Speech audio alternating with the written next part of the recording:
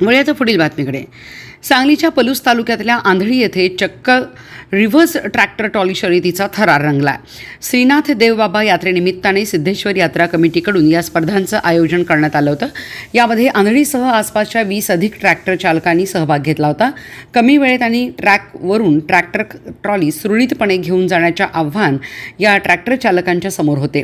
Tractor चालकांच्या कौशल्य वाढवण्यासाठी सिद्धेश्वर यात्रा कमिटीकडून गेल्या 2 वर्षापासून या स्पर्धांचे आयोजन करण्यात येत आहे, ज्याला ट्रॅक्टर चालकासह पंचक्रोशीतील शेतकऱ्यांचा मोठा प्रतिसाद मिळत आहे. मी प्रदीप बजरंग माने, मुक्काम पोस्ट आंधळी. इथं आमच्या नाथदेवाची यात्रा आहे. काल पालखी झाली परवा. आता या ठिकाणी रिव्हर्स ट्रॅक्टर स्पर्धा याचं आयोजन चालू आहे. आता साधारणपणे 10-15 ट्रॅक्टर काहीतरी नोंद झालेत, अजून पण येतील. आपला उद्देश एवढाच आहे की ट्रॅक्टरचं ड्रायव्हरचं त्या ट्रॅक्टरवर किती नियंत्रण राहतं, कशा प्रकारे ड्रायव्हिंग करतो किंवा त्याला आत्मविश्वास वाढण्यासाठी आपण ही आपलातून एक नवीन स्पर्धा गेल्या वर्षापासून सुरू केलेली आहे. आमच्या सिद्धेश्वर यात्रा कमिटीचे अध्यक्ष बाबू काका यांच्या ह्या कल्पनेतून सुरुवात करून आजचं यंदाचं 2रं वर्ष आहे. आणि आमची यात्रासुद्धा सिद्धेश्वर यात्रा कमिटी म्हणून गेल्या वर्षी आम्ही स्थापन केली आहे.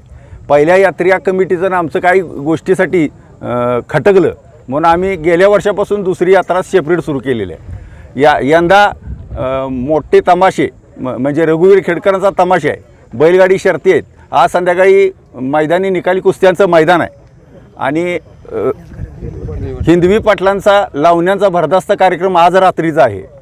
आणि या सर्व कार्यक्रमाला गावातील सर्व नागरिकांनी, ग्रामस्थांनी, भाविक भक्तांनी चांगला प्रतिसाद दिला आहे. यंदाचे आमचे यात्रा कमिटीचे अध्यक्ष श्री परशुराम विठ्ठल जाधव ह्यांना नियोजित केलेलं आहे.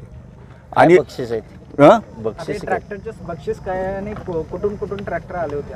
ट्रॅक्टर आंधळी, मोराळे, वाजर अशा पंचक्रोशीतून ट्रॅक्टर आलेले आहेत. काय बक्षीस आहे? बक्षीस 5,555, 3,333, 2,222 असे 3 प्रथम बक्षीस आहेत. आणि राहिलेलं पंचम चतुर्थ आपण देणार आहोत.